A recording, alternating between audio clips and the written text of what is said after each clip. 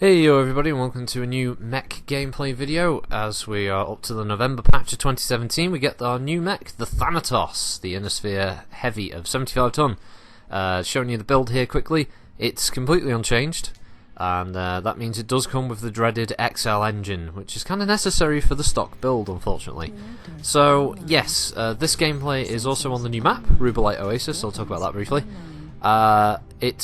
It's quite interesting visually. They've made smart use of older assets like the bismuth crystal and stuff to create some of the high walls. Definite element of verticality in this map, which is a nice change.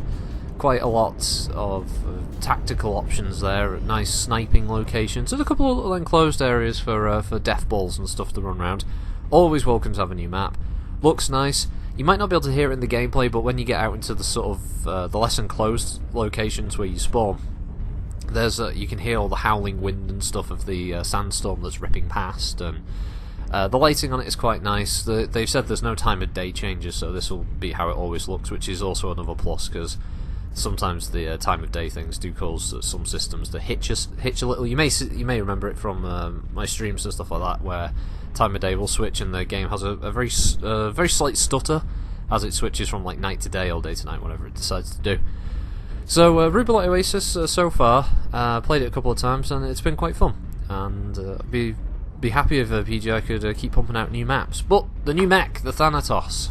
Now, history-wise, it was a very late era mech. It's mid-3060s was when it was sort of started development, and it came out around about 3066, 3067, top of my head, if I can remember correctly. It was originally designed around the idea of being able to sell it to both House Steiner and House Davian by Starcorps Industries, under the impression that they could sell it as a omnimech. So the original Thanatos was actually built as an Innosphere Omni. However, neither faction wanted to buy it, having already bought a fair number of Innosphere Omnimechs already, so they quickly redesigned it and essentially downgraded it, so it became just a normal Battlemech instead, and that's where you get the Thanatos 4S. Comes with 4 medium pulses, AC-20 and an MRM-20. It's not too bad as well. It comes with Guardian ECM and it has jump jets, so lots of opportunity for customization here, folks. Not only that, it comes with a nice spread of weapon hardpoints, and yeah, it's got a lot of potential to do very heavy damage. It's already pretty brutal anyway from the stock loadout perspective. It's not too bad. Jump jets do give it a little bit of maneuverability, though. MechWarrior Online's jump jets are a little bit lacking, and you only get 4, so you're not going to get particularly good jump distance on this thing unless you invest in some of the jump jet skills. But I don't know, that seems kind of a waste really for a 75 tonner. You're going to want to put this into your armour, into your firepower, and maybe some into your mobility, just to get a little bit more speed out of it. Now, as I said, it does have a lot of customization options available to it. But it does, as I say, come with that dreaded XL300. Now, on the one side, you've got an XL300. If you want to sell it, it's worth millions of C-bills. It's a very good starting point for any future customization you want to do. I would imagine most people would be removing the XL engine because it's a death trap. You can tell that from the Thanatos model in-game is particularly wide. It starts to put the awesome to shame with how wide it is, and as a result it does invite a lot of direct fire into those side torsos and can very quickly kill you.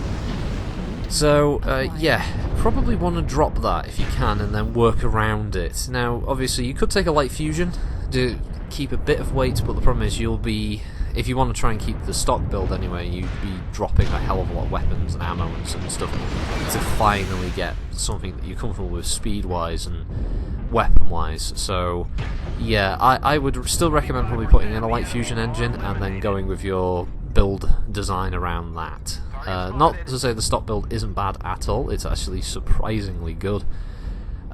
It's extremely hot though. Although it's unskilled, I genuinely doubt that any of the skill changes will make any big differences there. Luckily the weapon hardpoints are quite high up. The pulse lasers are certainly high up on either side, so you get 2 on each, and the ballistic ones are quite high mounted as well, so you don't have to worry about as many of those frustrating situations where you try to shoot a target and you end up hitting the ground. So it does have that going for it.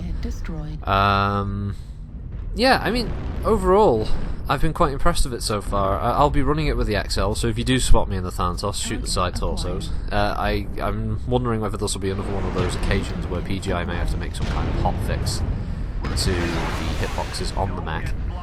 A minor gripe I've got visually with it is if you look left and right of the cockpit, the textures are incredibly low quality, and I have no idea why they're so low.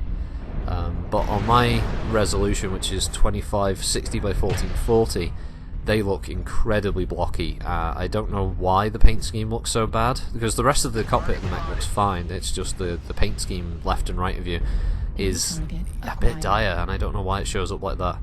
I think this might be an issue where PGI haven't uploaded textures up to 2K in resolution. I'm guessing they've still kept it quite relatively low, probably for performance reasons. But yeah, it's a little bit ugly when you look left and right of it. The other thing is the cockpit is actually quite enclosed by the side torsos because they're so far out, so trying to look left and right in the cockpit, you're not going to see much of anything. But I don't know how many players use that anyway. Possibly one of those VR things if you're using it for that, but it's such a small number of people. But overall, yeah, if you were holding out on it and you wanted to buy it, I don't think you'd be disappointed. It's certainly got a lot of potential in there, I think, especially in the 75-ton category, which is a very nice weight sort of area for a lot of players. You know, good, decent armor protection with nice amount of speed, and you've got plenty of weapons to play around with. It has the benefit that it's a Battlemech, so you're not being held back by any of the omnipod problems that it would have if it was an omnimech. So yeah, you don't have to worry about that. And I think it looks pretty cool, personally. Animations you can't see very well on the legs at the back, but yeah, it looks decent. Yeah, I think I'll quite enjoy running this when I get a chance. As obviously heavies are quite common. So I think that's all I've got to blather about it, really. Yeah, if you were looking on picking up another heavy, if you want another heavy in a sphere or not short of them, then this is probably not going to be a bad choice. This is just the base pack anyway, so I don't recommend getting the base pack. I can't really speak for the hero, because I didn't pay for the full pack for the hero, but I'm sure that will be just as effective as most heroes usually are.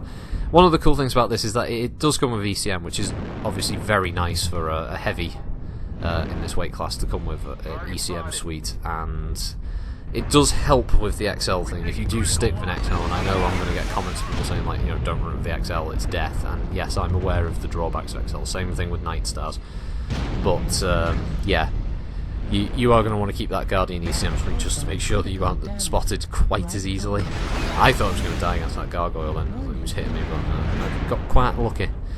So this one is wrapping up on the new map and with the new mech, so I was quite happy with this. This was the third or fourth recording I attempted in it, and I was quite happy with the results. So have a good one, everybody, thanks for watching, and I'll see you during the week. Bye! Acquired. Warning. Target destroyed.